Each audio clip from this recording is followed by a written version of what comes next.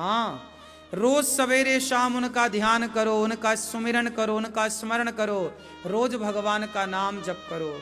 और ये भाव रखो कि हमने यदि आज 10 माला जपा तो ये 10 माला मतलब आज हमने भगवान का किराया चुका दिया, आज का किराया चुक गया। नाम जप करो, ध्यान करो, इतना ही तो बस बात है।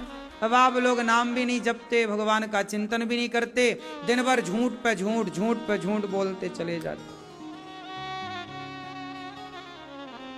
दिन भर उल्टे सीधे काम करते करते आदमी मर जाता है। सारी जिंदगी आदमी उल्टे काम करता है, फिर बाद में कष्ट मिलता है तो रोता है, जी हम देखो बड़े दुखी हैं। तो तुम अपने कर्मन से तो दुखी हो, काहे ऐसे गलत काम किए कि तुम दुखी हो गए, वरना तुम्हें कौन दुखी कर सकता है।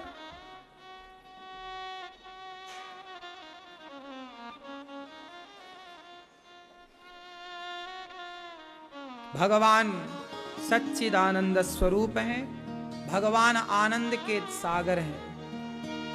संसार में हमें सुख मिलता है, पत्नी आपको क्या देती है? सुख। पति आपको क्या देता है? सुख। बच्चे आपको क्या देते हैं? सुख। दुकान मकान पैसा क्या देता है आपको? सुख।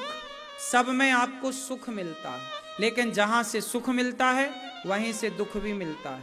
लेकिन भगवान की शरण में जाओगे तो भगवान सुख ना देंगे, सुख जहां मिलेगा वहां से दुख भी मिलेगा, पर भगवान की शरण में जाओगे तो आनंद मिलेगा। इसलिए सच्चिदानंद भगवान क्या देते हैं? आनंद।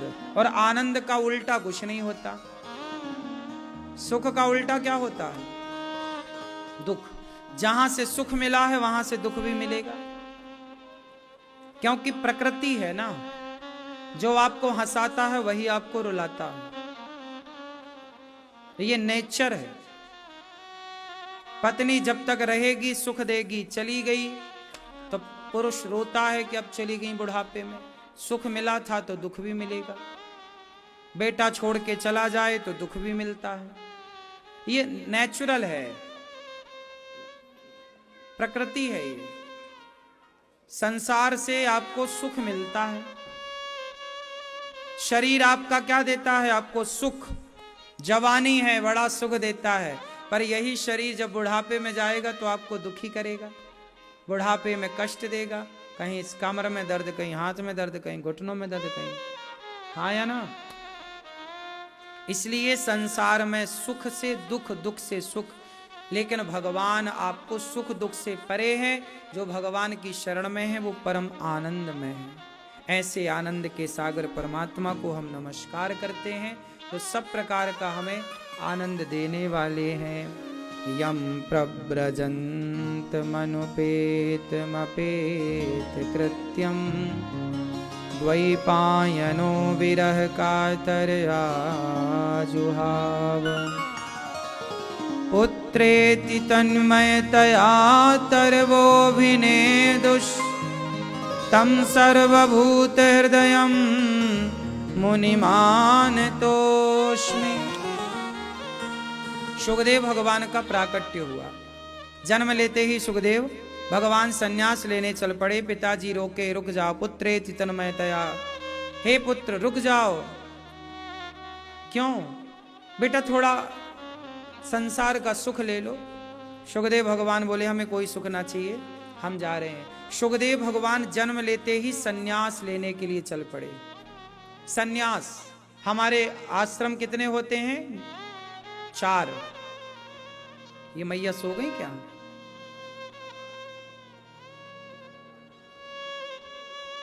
मैया राम राम, नींद आ गई आपको? हाँ, सो जाओ।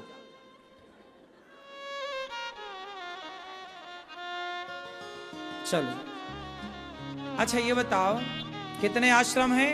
4। पहला आश्रम कौन सा है? ब्रह्मचर्य। दूसरा गृहस्थ। तीसरा वानप्रस्थ। चौथा सन्यास। आज समाज में पता है क्या हो गया? पूरी व्यवस्थाएं बिगड़ गई। आज लोग अपने गृहस्थ आश्रम का, वानप्रस्थ का पालन ही नहीं कर रहे हैं। 25 साल विवाह के पहले ब्रह्मचारी रहो। ब्रह्मचारी रहो मतलब पराई स्त्री पराई पुरुष की तरफ ना, मन में कंट्रोल, ब्रह्मचर्य। विवाह हो जाए तो पत्नी और पति में मन लगाओ और गृहस्थी में रहो। बेटा बेटी हो जाए तो बेटा बेटी का विवाह करो और बेटी बेटा का विवाह करके फिर वानप्रस्थ की ओर, वानप्रस्थ मतलब भ्रमण, थोड़ा भ्रमण करो पति पत्नी। आजकल ना लोग शादी के तुरंत बाद भ्रमण कर लेते हैं, दुनिया हनीमून मनाने गए और बुढ़ापे में फिर बेटा बहू की लाते जूते खाते घर में ही रहते हैं। जब निकलना चाहिए तब निकलते नहीं है, और जब निकलना नहीं है तब निकल रहे हैं। अब तुम्हारे बेटे बड़े हो गए हैं, बहुएं आ गई हैं, अब तुम निकलो, जाओ तीर्थों में रहो, भ्रमण करो, वानप्रस्थ।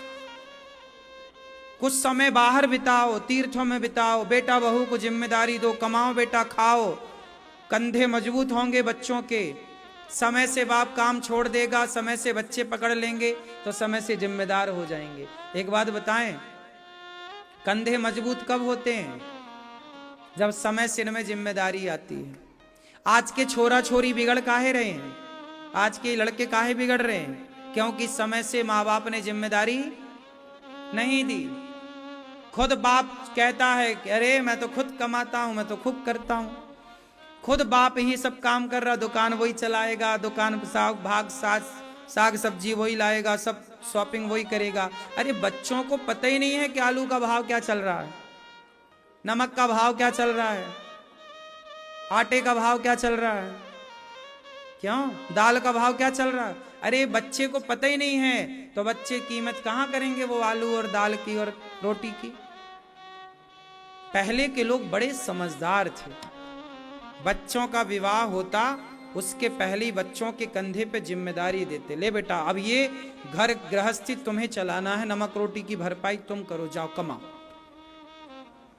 आजकल का बच्चा पढ़ के आता है, बेटा तुम आराम करो, हम कमा रहे, हम कर रहे हैं। बच्चे बैठते नहीं है काम में, पिता के संग हाथ बटाते नहीं है। धीरे धीरे वो बच्चे मोबाइल के द्वारा गलत राह पर चले जाते हैं।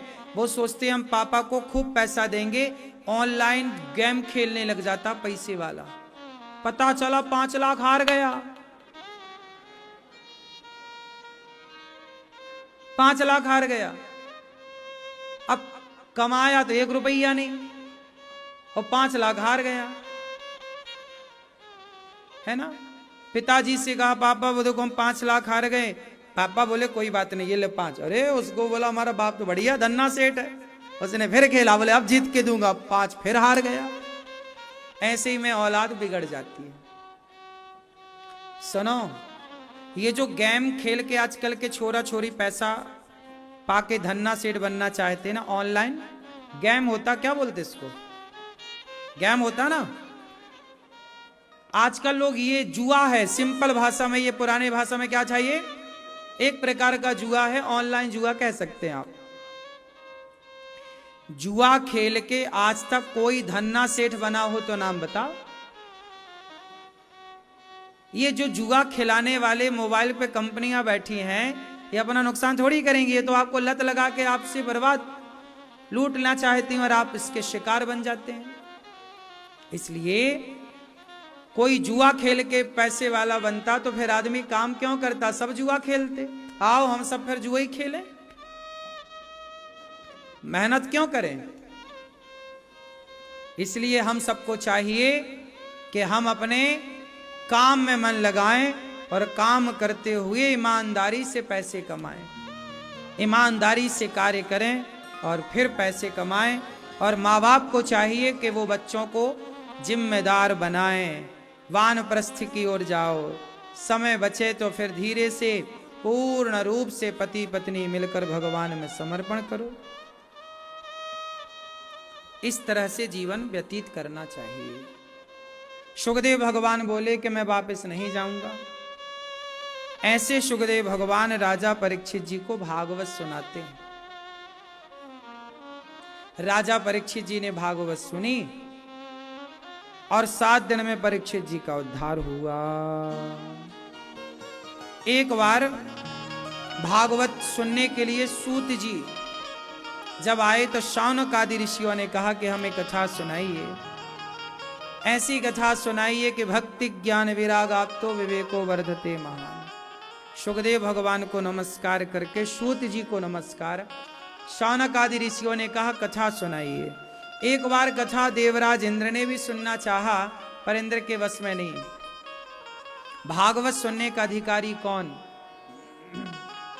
भागवत कौन सुन सकता है? किसे सुनना चाहिए भागवत? भागवत सुनने के अधिकारी सारे लोग नहीं होते। भागवत वही सुन सकता है जिसके अंदर भगवान के प्रति प्रेम हो। आजकल प्रेम तो होता नहीं है,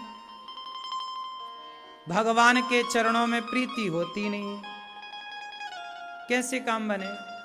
आज समाज में प्रेम की बड़ी कमी है, प्रेम नहीं है। माता शबरी जैसा प्रेम हो तो राम के मिलने में देर थोड़ी लगती है। प्रहलाद जैसा प्रेम हो, मीरा जैसा प्रेम हो तो मिलने में देर थोड़ी लगती है। अच्छा एक बात बताओ, भगवान में कमी है कि हम में कमी है? बोलो। भगवान के आने में देर है कि हमारे बुलाने में देर है? क्यों मैया आप बताओ, किसमें देर है? कमी कहां है मेरी मां? हम में कमी है, भगवान में कोई कमी नहीं है।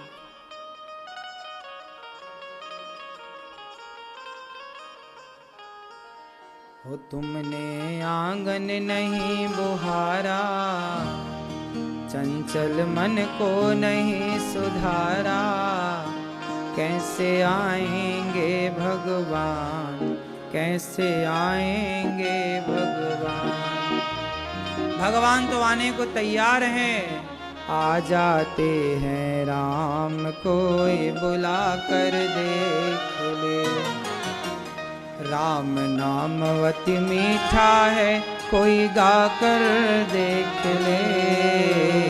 राम नाम अति मीठा है, कोई गा कर देख ले। आ जाते हैं राम, कोई बुला कर देख ले। आ जाते हैं राम, कोई बुला कर देख ले। तो कोई बुलाने वाला हो तो भगवान आए, अब कोई बुलाते नहीं तो भगवान आते नहीं। एक बार देवराज इंद्र ने कहा कि हम कथा सुने। सुखदेव भगवान बोले आप प्रेमी बनकर आते तो सुनाते, पर आप कथा के अधिकारी तो हो नहीं, कथा का अधिकारी ना मानकर कथा नहीं सुनाई। सुखदेव भगवान ने इंद्र ने तराजू बांधी, एक पलड़े पे भागवत जी को रखा, दूसरे पलड़े पर स्वर्ग के सुखों को रखकर तौला तो भागवत जी का पलड़ा भारी था। भागवत जी की बराबरी कोई नहीं कर सकता। भागवत जी में क्या है? भागवत जी कौन है बताओ? प्रत्यक्ष भगवान का स्वरूप है भागवत जी। अक्षरों से 18,000 श्लोक हैं भागवत जी में, एक एक अक्षर को जोड़ करके ये ग्रंथ की रचना हुई है। शब्द, एक एक शब्द है, और शब्द क्या है? शब्द ब्रह्म, शब्द ही भगवान है। अच्छा आप लोग जानते हैं शब्दों की ताकत? क्यों मैया बताओ, शब्दों में वजन होता है कि नहीं? शब्दों में ताकत होती है कि नहीं? तलवार में ज्यादा ताकत है कि शब्दों में? क्यों? तलवार में ज्यादा ताकत है कि शब्दों में? मैया ताकत ज्यादा किस में है, तलवार में कि शब्दों में? शब्दों में बड़ी ताकत होती, कहते हैं शब्दों में बड़ी जान होती है। इन्हीं से आरती, अरदास और अजान होती है। यही समुद्र के वो मोती हैं जिससे इंसानों को पहचान होती है। शब्दों में बड़ी जान होती है मेरी माँ। क्या होती है? शब्दों में जान होती है। शब्दों में ऐसी जान होती है कि वो जान किसी की जान ले भी ले और किसी में जान डाल भी दे। हैं? शब्दों में बड़ी जान है। अब देख लो ना, शब्दों का जादू। कैकई ने मंथरा के शब्दों को सुन लिया, पत्थर दिल बन गई कि नहीं? पत्थर बना दिया कि नहीं? कैकई के शब्दों ने राम को वनवास भेज दिया कि नहीं? शब्दों ने ही तो कहा था राम वनवास जाओ। बोलो हाँ। कैकई के शब्दों ने राम को वनवास भेज दिया। इसलिए एक शब्द कहते हैं, शब्दों को शब्द संभाल के बोलिए, शब्द के हाथे न पाओ। एक शब्द औषधि करें, एक शब्द करें घाव। शब्दों को संभाल कर बोलना चाहिए। ऐसे शब्द बोल दिए जाएं कि आपको गुस्सा आ जाए, क्रोध आ जाए। यदि शब्दों से क्रोध आ सकता है तो शब्दों से कृष्ण भी तो आ सकते हैं। आपका शब्दों से मन व्यथित हो सकता है, शब्दों से आपका मन यदि अशांत हो सकता है तो शब्दों से मन शांत भी तो हो सकता है। नहीं हो सकता। इसलिए भागवत जी के शब्द मन को अशांत करते हैं कि शांत? बोलो। हृदय में क्रोध की उत्पत्ति होती है कि कृष्ण की? जब भागवत सुनेंगे तो स्थापना कृष्ण की होगी। इसलिए ये भागवत जी के जो शब्द हैं, जब प्रत्येक शब्द कथा का कानों से जाता है तो मन को शांत कर देता है, मन की सारी अशांति समाप्त कर देता है। इसलिए कथा सुनना चाहिए। देवराज इंद्र ने कथा कहा कि स्वर्ग का अमृत राजा परीक्षित को पिलाओ, हमें कथा अमृत सुनाओ। बोले नहीं, कथा स्वर्ग से बढ़कर के है। भगवान की कथा आपको क्या दिला सकती है? भगवान की कथा से क्या मिलता है? आप लोग बताओ। क्यों मैया? भगवान की कथा से आपको क्या मिलता है? क्या? शांति। मैया, ओ वीडियो वाली मैया, भगवान की कथा से क्या मिलती है आपको? शांति। शांति पड़ोसन है आपकी? हैं?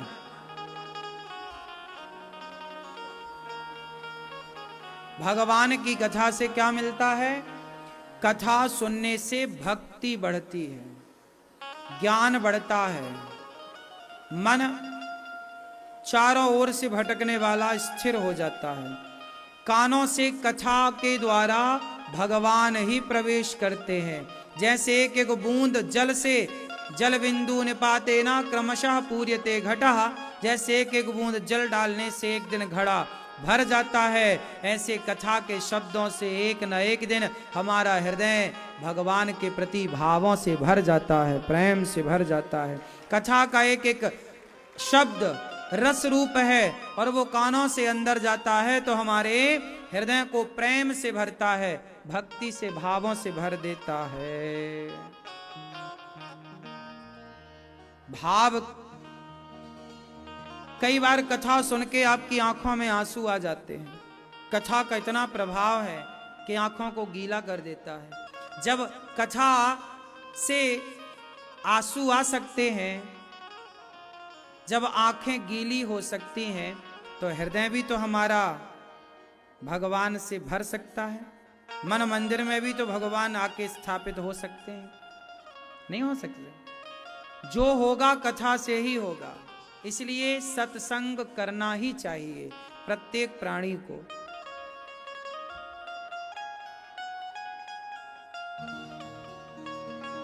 देवराज इंद्र ने तराजू बांधी भागवत जी के पलड़े को रखा, भागवत जी को स्वर्ग से तौल कर देखा। जब परीक्षित जी का उद्धार हुआ तो भागवत जी की बराबरी कौन करना था। इंद्र को समझ में आया ये भागवत जी नहीं, प्रत्यक्ष भगवान है। एक बार अभिमान इंद्र का समाप्त हुआ। एक बार नारद जी समस्त तीर्थों की यात्रा पर निकले। पुष्करम च प्रयागम अहम तो पृथ्वीं यातो ज्ञात्वा सर्वोत्तमामिति। पुष्करम च प्रयागम च काशीं गोदावरीं तथा। एक बार नारद जी समस्त तीर्थों के लिए निकले भ्रमण करने कि शांति मिलेगी कहीं। नारद जी गए, देखा, पुष्कर गए, प्रयाग गए, सब जगह गए, पर कहीं शांति नहीं। क्या मिला? बल्कि सत्यम नास्ति तपः शौचम दया दानम न विद्यते। नारद जी ने देखा कि सत्यम नास्ति, आज के इस कलिकाल में सत्य का नाश हो गया है। सत्यम नास्ति तपः शौचम, ना कोई तपस्वी बचा, ना कोई पवित्र व्यक्ति बचा, ना दया करने वाला, ना दान करने वाला। नारद जी बोले कि चारों ओर हाहाकार मचा हुआ है। सत्यम नास्ति। इस कलियुग में सत्य मानो समाप्त सा हो चुका है। अच्छा एक बात बताओ, संसार में सत्य का होना कितना जरूरी है? सत्य का होना कितना जरूरी है जरा बताओ मैया, कितना जरूरी है सत्य का होना? बोलो मेरी मां, कितना जरूरी है? इस संसार में सत्य का होना कितना जरूरी है? जितना जरूरी सूर्य का होना है, चंद्रमा का होना है, पानी का होना है, हवा का होना है, इतना ही जरूरी सत्य का होना है। ये धरती टिकी काहे पर है? बोलो, किस पर टिकी है धरती? जोर से, सत्य पर। आप सत्य बोलते हैं कि झूठ बोलते हैं? हैं? मैया क्या बोलती हो मेरी मां? झूठ बोलती हो आप? नहीं, सभी को क्यों ले रही हो? अपनी बात करो, सबको ना घसीटो। तो आप पूरा झूठ बोलती हो। कितने परसेंट झूठ बोलती हो आप? 80? फिर 40? 50-50?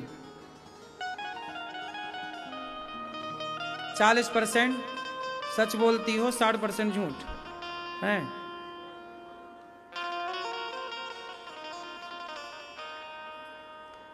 झूठ बोलना पाप है, नदी किनारे सांप है, ये नहीं सुना? पता है? आजकल का आदमी नहीं डर रहा किसी से, सब पता है, बोलेंगे झूठ। अच्छा ये बताओ, सच बोलने से, जैसे आप मैया बोल रही हो कि हम झूठ बोलते हैं, अच्छा सच बोलने लग जाओ तो जी पाओगी कि नहीं? हैं? माना कि आप 100% सच बोलने लग जाओ, माना कि, तो आप जी पाओगी कि ना जी पाओगी? हैं? नहीं जी पाओगी। कौन तुम्हारा गला दबाएगा? हैं? कोई गला दबाने आ जाएगा? फिर अच्छा, पेट भरने के लिए तो सच बोल के पेट नहीं भरता। आपका पेट कितना बोरा है, इतना बड़ा?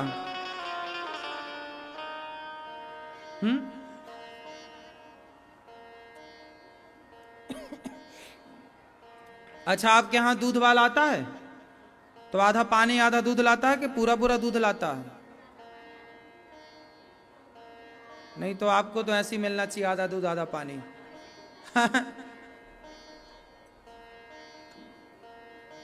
ऐसा है कि आज लोगों ने मेंटेलिटी ये बना ली है, मानसिकता ये बना ली है कि अब हम सच बोलेंगे तो हमारा गुजारा नहीं होगा। जरा विचार करो कि कौरवों ने झूठ बोल करके पांडवों की संपत्ति हड़प ली। कौरवों ने झूठ बोल करके द्रौपदी को भरी सभा में निर्वस्त्र करना चाहा। कौरवों ने भरी सभा में द्रौपदी का अपमान झूठ के बल पर किया। जुआ झूठ के बल पर हुआ। पांडवों का धन झूठ के बल पर हड़पा गया। लेकिन उस झूठ का परिणाम क्या हुआ? सर्वनाश हुआ। झूठ बोलने से वर्तमान में ऐसा लगता है कि काम बन गया, लेकिन उसका जो परिणाम आएगा बाद में, वो सर्वनाश की तरफ ले जाएगा।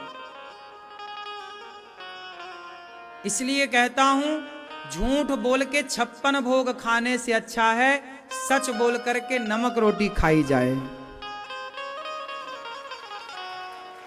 56 भोग झूठ बोल के खाओगे तो वो 56 भोग पेट में दर्द पैदा कर देगा, लेकिन ईमानदारी की नमक रोटी सदा पचेगी, सदा आपको स्वस्थ रखेगी। इसलिए कोशिश करिएगा कि हमारा जीवन सत्य पर आधारित हो। झूठ कपट से हम बचें। और जो ये मानसिकता बनाते हैं ना कि नहीं जी चल ही नहीं सकता झूठ के बिना गुजारा, संसार में आज भी ऐसे लोग हैं जो सच के मार्ग पर चलते हैं और सच की रोटियां खाते हैं। पर जिसकी आदत हो गई झूठ का खाने की, उसे ऐसा लगता है कि नहीं जी अब सच से नहीं गुजारा हो सकता। लेकिन परिणाम को देखिए, बेईमानी करके धन्ना सेठ बनेंगे भी तो कितने दिन वो धन्ना सेठी चलेगी? क्या दुर्योधन की धन्ना सेठी चली कि तुम्हारी चलेगी? इसलिए मेरी मां, सत्य को भजिए और सत्य के आचरण पर बच्चों को चला। बेटा 2 पैसे कम कमाना, बेटा बेईमानी मत करना, ईमानदारी से कमाओ, ईमानदारी से चलो। किसी को छलो मत, किसी को ठगो मत, किसी को बेवजह परेशान ना करो। आज हम परेशान क्यों होते हैं? दूसरों को परेशान जो करता है वो स्वयं परेशान होता, जो दूसरों को परेशान नहीं करता वो खुद भी परेशान नहीं होता। अच्छा एक बात बताओ, भगवान जो है वो साथ किसका देते हैं, झूठ का कि सच का? और आप यदि झूठ के साथ हो तो भगवान आपका कभी साथ देंगे? फिर इसलिए भगवान आपके साथ हों, इसके लिए आपको सच के साथ होना चाहिए।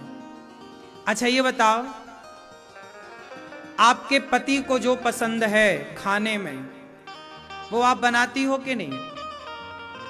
बच्चों को जो पसंद है बनाती हो कि नहीं? यदि बच्चों की पसंद का आप ख्याल रखती हो मां, पति की पसंद का ख्याल रखते हो आप, पत्नी की पसंद का ख्याल रखते हो आप, जब सबकी पसंद का ख्याल रखते हो तो भगवान की पसंद का ख्याल रखो ना। ईश्वर की पसंद क्या है बताओ? ईश्वर की पसंद क्या है, सच या झूठ? ईश्वर की पसंद क्या है? सच। और आपकी पसंद क्या है? ईश्वर की पसंद है सच और आपकी पसंद है झूठ।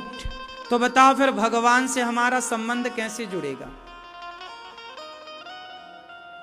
दोनों के विचार अलग हो गए ना भाई। आपकी विचारधारा कहती है कि झूठ बोले बिना गुजारा नहीं होगा, और भगवान की विचारधारा कहती है कि मैं उसके संग हूं जो सत्य के साथ। तो ईश्वर और आप दोनों की विचारधारा अपोजिट हो गई, अलग अलग हो, उल्टा हो गई। आप अलग, ईश्वर अलग। इसलिए अपने को सरेंडर कर दो।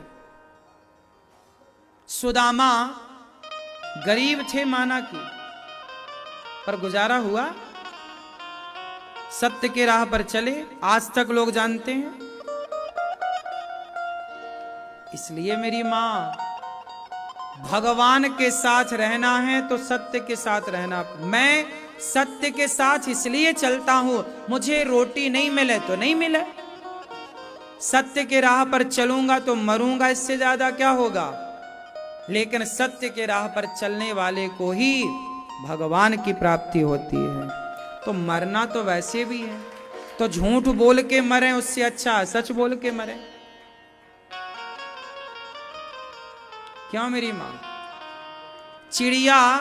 चिड़िया तो ना झूठ बोलती है ना सच बोलती, उसको तो बोलना ही नहीं आता।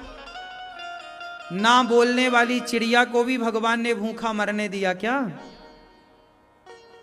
बोलो। जब ना बोलने वाली चिड़िया, ना बोलने से मतलब है वो अपनी भाषा में तो बोलती है, कुछ चौं चौं चौं चौं करती रहती है, लेकिन वो हमारे हिसाब से तो ना सच बोलती है ना झूठ बोलती है। लेकिन ना बोलने वाली चिड़िया का भी जब पेट भगवान भर रहे हैं, तो फिर हम सच बोलेंगे तो हमारा पेट भगवान नहीं भरेंगे। ये तो विश्वास की बात है ना मेरी मां, भरोसे की बात है। इसलिए कहता हूं भगवान पर भरोसा रखिए। हम झूठ के पाले में ना जाएं, हम सच के पाले में रहें, सच की तरफ रहें। एक राजा थे, उनका नाम था हरिश्चंद्र। क्या नाम था? राजा हरिश्चंद्र। उन्हें क्यों जानते हैं जरा बताओ? क्योंकि वो झूठ बोलते थे, क्योंकि वो परम सत्यवादी। एक राजा थे हरिश्चंद्र, उनका नाम था। उनकी पत्नी का नाम क्या था मैया? नहीं पता? अच्छे लोगों के बारे में जानती नहीं हो। बेटे का नाम, पत्नी का नाम था तारा, पुत्र का नाम था रोहित। सत्य के लिए उन्होंने कितनी कठिन परीक्षा दी। अब जरा आप अपने को देखिएगा और दूसरी तरफ हरिश्चंद्र को देखिएगा, कितना अंतर है हम में और हरिश्चंद्र में। हरिश्चंद्र बाजार में बिकने को तैयार हैं। पूरी कहानी इस तरह से है कि एक दिन राजा हरिश्चंद्र ने एक सपना देखा। सपने में देखा कि उन्होंने एक महात्मा को, एक संत को अपनी सारी राज्य सत्ता दान कर दी। दूसरा दिन हुआ, उनके यहां वही संत आ गए जिनको सपने में देखा था। भोजन प्रसादी कराया, सबको बिठा के भोजन कराया, और भोजन कराने के बाद उनको कह दिया कि महाराज आज हमने तो सपना देखा और उसमें सपने में हमने सब कुछ आपको दान कर दिया। तो मैंने सपने में दान दिया तो मैंने दे तो दिया, भले सपने में दिया, तो मैं देना चाहता हूं। संत जी बोले भैया तेरी इच्छा है तो दे दे। अब राजा हरिश्चंद्र ने सब कुछ दान कर दिया। बोले मैंने अपनी गद्दी, अपनी सत्ता, अपना खजाना, अपना राज्य, अपनी भूमि, अपना गौधन, हाथी, सब कुछ आपका। संत जी बोले भैया ये तो तूने सपने में जो दान दिया वो तूने दे दिया, ये बता के अभी हमने जो भोजन किया उसकी दक्षिणा कहां है?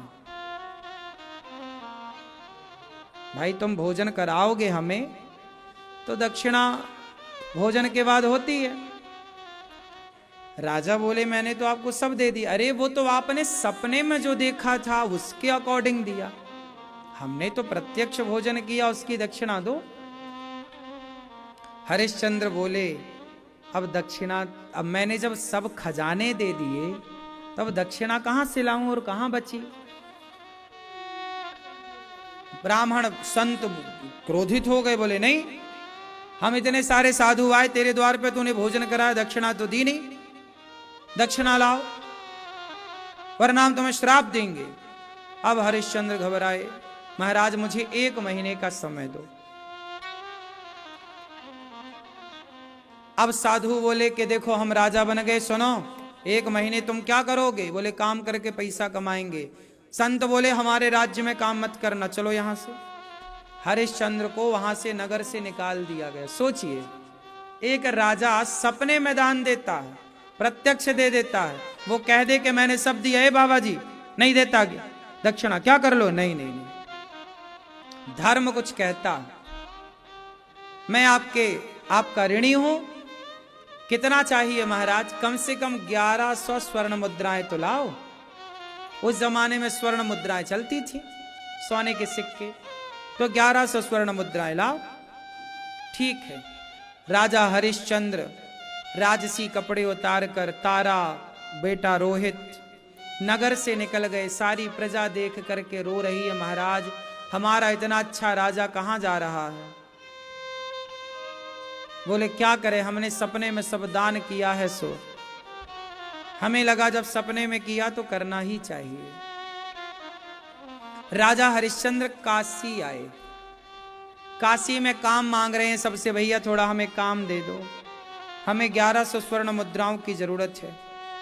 काम तो मिलता था लेकिन एक महीने में इतना पैसा वो जोड़ ना पाते। अब तीनों हरिश्चंद्र ने कहा कि अब गंगा जी में हम डूब करके मर जाएंगे, क्योंकि अब महीना पूरा होने को आया, केवल एक दिन शेष बचा। अब राजा बोले कि श्राप मिले उससे अच्छा मर जाओ। तारा ने पति के मन को भांप लिया और पति से कहा कि आप गंगा जी में डूबने का सोच रहे हैं? ना प्राणनाथ, मैं आपकी अर्धांगिनी हूं, मैं आपके कार्य जितना आ सकती हूं आऊंगी। तारा ने भरी बाजार में आवाज लगाई कि मैं अपने आप को बेचना चाहती हूं, है कोई मुझे खरीदने वाला? अब तारा जैसी पतिव्रता नारी बाजार में बिकने को तैयार है। किसके लिए बिक रही है? सत्य के लिए, कि हमारे पति के सत्य की रक्षा हो जाए। अब बाजार में लोग आए, कितना मूल्य लोगी? बोले 1100 स्वर्ण मुद्राएं। लोगों ने कहा इतना तो नहीं देंगे। एक पंडित जी आए, बोले मेरी पंडितानी बीमार पड़ी है, काम धाम उससे होता नहीं है, तुम हमारे घर का झाड़ू पोंछा कर दोगी, पूजा की तैयारी कर दोगी और थोड़ा भोजन प्रसादी बना दोगी? ठीक है, बना दूंगी महाराज, 500 स्वर्ण मुद्राएं दूंगा। ठीक है, 500 स्वर्ण मुद्राएं लेकर के अपने पति के चरणों में रखती है। प्राणनाथ, मैं आपका इतना ही सहयोग कर पाई। पंडित जी लेकर के तारा को चले गए। तब तक रोहित रो पड़ा, माँ माँ, छोटा बच्चा था 5-6 साल का, माँ, लिपट गया माँ से। ब्राह्मण बोली ये कौन है? महाराज ये मुझे अभागिन का बेटा है। ये क्या करेगा? महाराज ये कोई फूल वूल ले आएगा आपके लिए पुष्प वाटिका से, इसे भी खरीद लीजिए। अच्छा, मैं इसके 100 स्वर्ण मुद्राएं देता हूं। तो टोटल 600 स्वर्ण मुद्राएं ब्राह्मण ने दिया और पंडित जी ले गए। अब तारा वहां झाड़ू लगा रही है, पोंछा लगा रही है, कुएं से पानी निकाल रही है। उनकी बूढ़ी पंडितानी पड़ी थी, उनको नहलाना धुलाना, उनका मलमूत्र साफ करना, वो बिस्तर पर पड़ी थी। एक रानी, एक महारानी ये सब कर रही है। किसके लिए? कि प्राण जाए तो जाए, सत्य ना जाए, कर्जा में ना किसी का खाके ना मरे। कह दिया है कि 1100 स्वर्ण मुद्राएं देंगे तो दे दें। आज का आदमी तो लाखों लील जाता है, डकार तक नहीं लेता। और यहां आदमी देखो दूसरे का कर्जा, 1 रुपया किसी का खा के ना मरना मेरी मां, वरना अगले जन्म में कुत्ता बन के चुकाना तो पड़ेगा। लोग खा पी के मर जाते हैं दूसरों का धन, समझते नहीं है कि ईश्वर की अदालत में 1 रुपए का लेन देन किसी का शेष नहीं बचता, भगवान चुकवा लेते हैं। सही है। पत्नी बिक गई तारा, पुत्र बिक गया रोहित। अब राजा हरिश्चंद्र ने अपनी बोली लगाई, है कोई मुझे खरीदने वाला? एक चांडाल आया। चांडाल मतलब शमशान का जो काम करता था, मुर्दा जलाने का, जो भी वहां का पैसा जलाने का जो एक शुल्क होता था, शमशान का भी एक नियम होता है, वो पैसा लेके मुर्दे को जलाने की परमिशन देना। तो एक डॉम आया, उसने कहा कि तुम हमारे साथ काम करोगे हमारे शमशान में? हरिश्चंद्र बोले ठीक है। 500 स्वर्ण मुद्राएं दी गई, टोटल 1100 स्वर्ण मुद्राएं हुई। महीने का अंतिम दिन था। ब्राह्मण साधु के पास जाकर राजा हरिश्चंद्र ने कहा, महाराज मैं आपके ऋण से ऋण हो गया। मैंने कहा था कि 1 महीने में आपका चुकाऊंगा, ये देखिए मैंने आपका चुकाया। तीनों प्राणी बिक गए इस 1100 स्वर्ण मुद्राओं के चक्कर में। और ये भी इसलिए सत्य है, कह दिया था तो किया, है ना मेरी माँ? हरिश्चंद्र 40% वाले नहीं थे, लेकिन 100% वाले थे। उन्हीं हरिश्चंद्र के देश में आप जैसी स्त्रियां रह रही हो, जो आज 40% की बात चल रही है। हरिश्चंद्र बिक गए बाजार में। अब वो शमशान में चांडाली का वो काम करने लग गए। कोई भी मुर्दा आता, उनसे टैक्स लेना, कफन लेना और बड़े प्रेम से उन्हें जलने की परमिशन देना। जो मुर्दे के लिए सामान खाद्य पदार्थ आए वो सब खा के हरिश्चंद्र अपना पेट भरते थे। पत्नी तारा, भगवान जब परीक्षाएं लेते हैं ना तो थोड़ी और कठिन होती हैं। उन कठिन परीक्षाओं से गुजरने के लिए ना पीठ पक्की करनी ही पड़ती है। तारा का बेटा रोहित एक दिन बगीचे में पुष्प तोड़ने गया कि काले नाग ने डस लिया। अब देखो, इसी को बोलते हैं गरीबी में गीला आटा। ये देखो दोनों मैया कैसे मस्त सो रही हैं।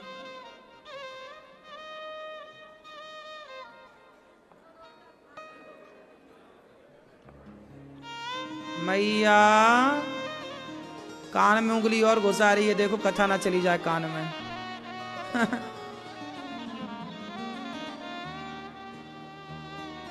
मैया राम राम। अभी यहां बैठ के तुम ही सो रही थी? नहीं, अच्छा वहां बैठ के सो रही थी।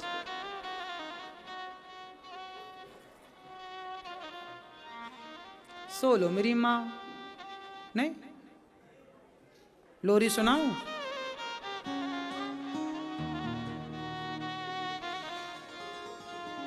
रोहित एक दिन बगीचे में गया पुष्प वाटिका पुष्प तोड़ने।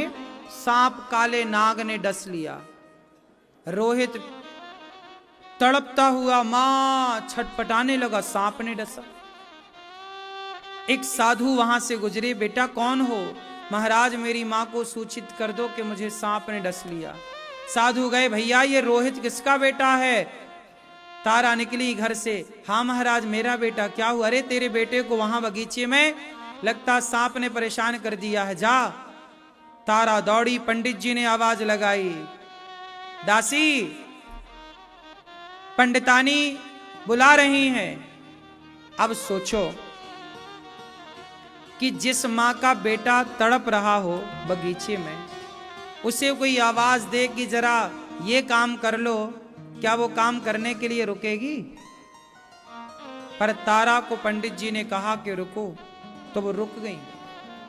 कहा पंडितानी को ये देना। कहा महाराज बेटे को सांप ने डस लिया है। अच्छा कोई बात नहीं, अभी तुम यहां का काम करो, ये तो तुम्हारे बहाने हैं काम ना करने के। ऐसा कह दिया उन्होंने। अब बड़े प्रेम से पंडितानी की सेवा में तारा लग गई। परीक्षा है ना, ईश्वरीय परीक्षा ले रहे। तारा बिक चुकी थी और तारा पर अब किसका अधिकार था? पंडित जी का। तो पंडित जी जहां बुलाते उन्हें, धर्म तो यही कहता है कि भाई फिर आपको वही करना चाहिए। अब किया उन्होंने। जब पंडित पंडितानी अपने सो गए, काम धाम से फ्री हो गई, तब गई, जाकर देखा तो बगीचे में बेटा मरा पड़ा। शाम हो ही गई थी। पंडित जी पंडितानी का काम पूरा करके आई। माँ बेचारी रोने लगी, बेटा शायद मैं समय से आ जाती तो तुझे बचा लेती, लेकिन एक ऐसी अभागिन माँ हूं कि मैं अपने तड़पते हुए पुत्र के लिए कोई मदद ना कर सकी, समय से बचाने आ ना सकी। बेटा मुझे क्षमा कर दो। तारा अपने बेटे रोहित को लेकर के बोली कि चलो कम से कम इनका अंतिम संस्कार तो कर दूं। शमशान की ओर लेकर चली। सोचिए, एक महारानी का बेटा मरा तो उड़ाने के लिए कफन का टुकड़ा नसीब ना हुआ। ये समय कब कैसा खड़ा हो जाए हमारे सामने आकर, कोई तो नहीं जानता ना मेरी मां। भरे संसार में, इस संसार में कोई एक कफन का टुकड़ा देने वाला ना नसीब हुआ। हरिश्चंद्र के बेटे को आधी साड़ी फाड़ कर मां ने बच्चे को लपेटा। गंगा के किनारे शमशान पहुंची, रो रही हैं तारा। तब रोती हुई तारा को सुन करके हरिश्चंद्र, जो कि वहीं काम करते थे, दौड़ करके आए। अच्छा, रात का समय था, दोनों ने एक दूसरे को पहचाना नहीं।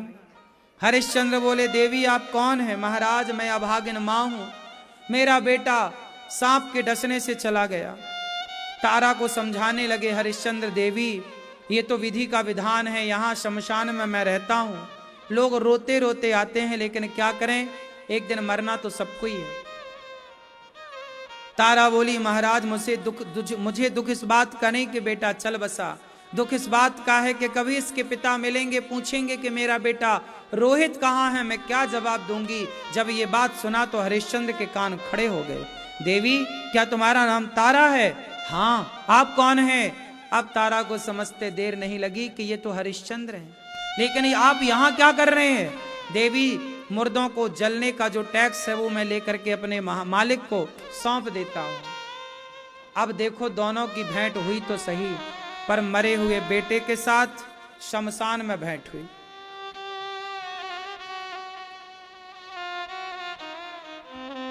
क्या आज के जमाने में कोई धर्म के प्रति, सत्य के लिए इतना कुछ करने को तैयार है? नहीं ना। आजकल व्यक्ति अपने बयान बदल देता है। जहां उसे लगता है मेरा नुकसान होने वाला है तो वो झूठ बोल देता है, दलीलें बदल देता है। लेकिन हरिश्चंद्र किस माटी के बने। पत्नी से कह रहे हैं पुत्र को जलाना है तो कुछ टैक्स तो देना पड़ेगा, यहां का नियम है।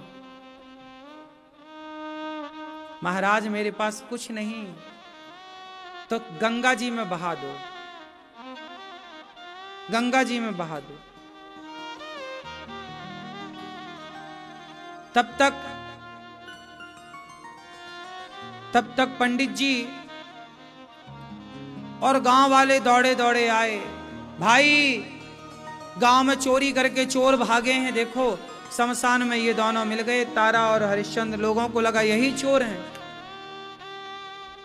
दौम आया, हरिश्चंद्र को तलवार देकर के बोला कि इसकी गर्दन काट दो, लगता गांव में इसी ने चोरी की है, पत्नी की गर्दन।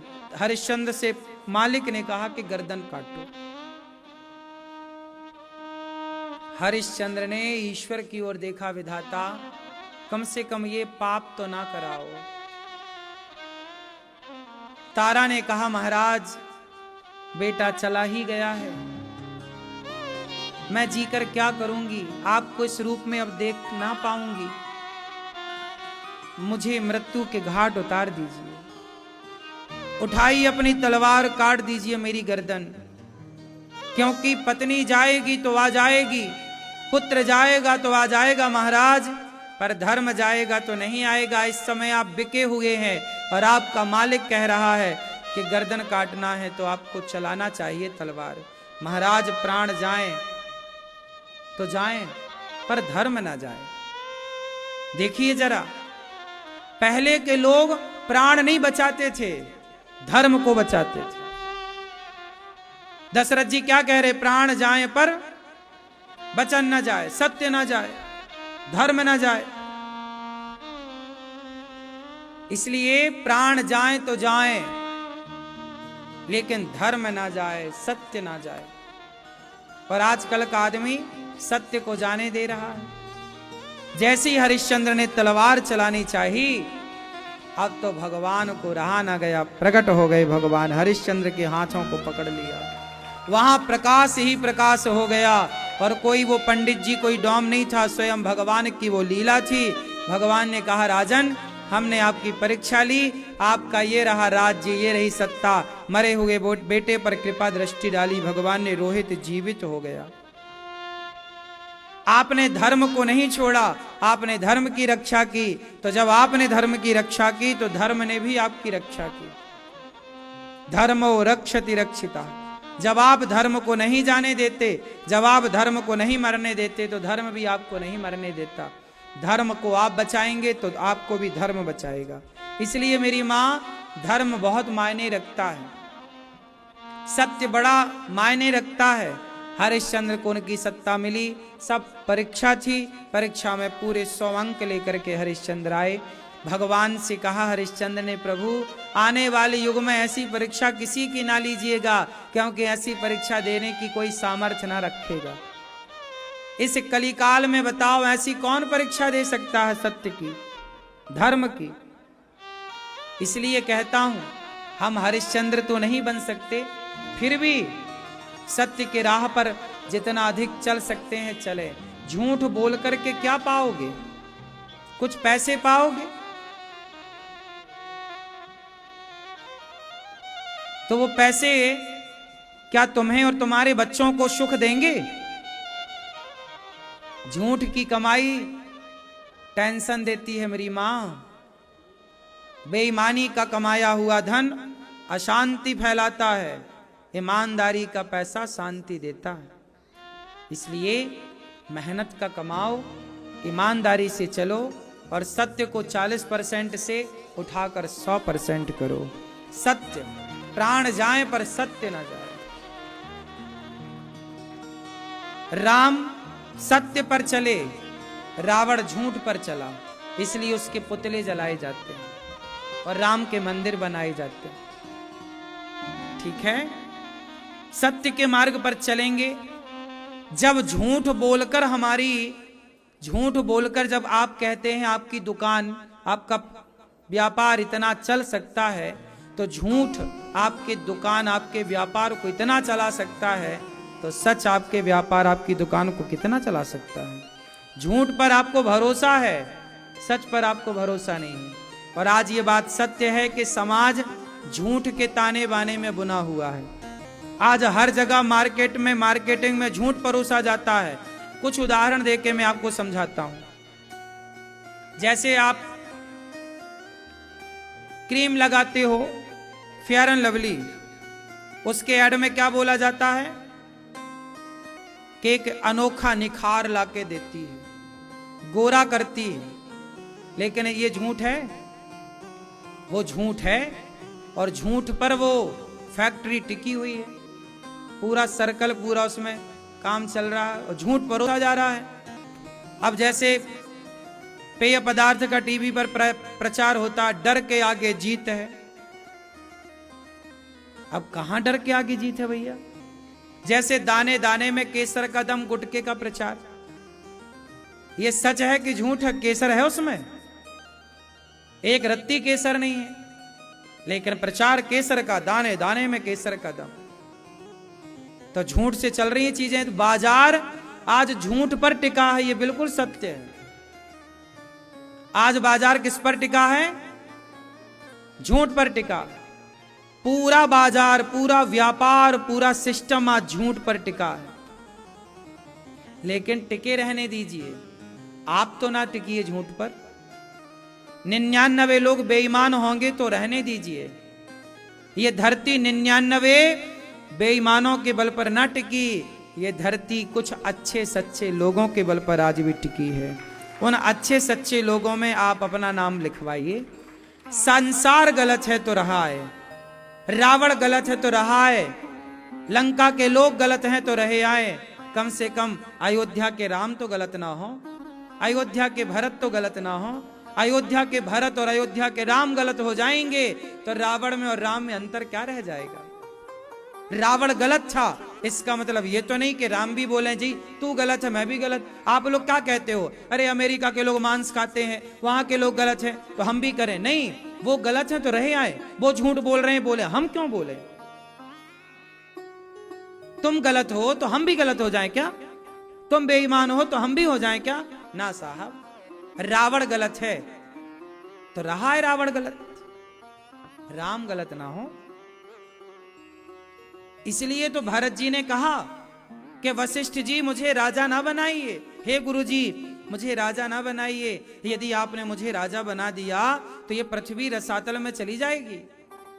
गुरु वशिष्ठ जी ने कहा भरत, इस देश में बड़े बड़े राजा, पापी राजा हिरण्याक्ष हिरण्यकश्यपु जैसे राजा इस धरती पे आए गए, उनके पाप से तो पृथ्वी रसातल में ना गई। क्या तुम जैसे भैया भरत, तुम जैसे लोगों के बल पर पृथ्वी रसातल में चली जाएगी? भरत जी ने कहा गुरुदेव, ये धरती रावण से, हिरण्याक्ष से, हिरण्यकश्यपु से उम्मीद नहीं करती धर्म की और सत्य की। ये धरती भरत जैसे लोगों से उम्मीद करती है धर्म की और सत्य की। और हम जैसे लोग ही यदि गलत करेंगे तो फिर सत्य अच्छा कौन करेगा? कोई कितना भी गलत करे, कोई कितना भी कुछ करे, आप गलत ना कीजिएगा। क्यों? भरत जी, अच्छा बताओ कैकेयी गलत थी कि नहीं? मंथरा गलत थी कि नहीं? कैकेयी मंथरा गलत है, इसका मतलब ये नहीं कि भरत जी भी गलत हो जाएंगे। ये धरती किस पर टिकी है? रावण जैसों के बल पर या भरत जैसों के बल पर? बोलो। और भरत जैसे लोग भी अपने भाई को वनवास भेज के भाई की संपत्ति हड़प लेंगे तो ये पृथ्वी भरत जैसों के बल पर फिर कहां टिकेगी? वो तो डूब जाएगी कि भाई हम आप पर टिके थे और आपने धर्म छोड़ दिया, आपने सत्य छोड़ दिया। इसलिए समाज में बुरे लोग बुरा काम करें तो कोई बात नहीं, पर अच्छे लोग तो बुरा काम ना करें। आप लोग, वो लोग झूठ बोल रहे हैं, बोलने दो, मांस खा रहे हैं, खाने दो, गलत काम कर रहे हैं, करने दो। आप तो सत्संग से जुड़े हुए लोग हैं, आप तो धर्म को जानने वाले लोग हैं, और आप भी सत्य को छोड़ देंगे तो फिर सत्य को अपनाएगा कौन? सत्य कहां जाएगा?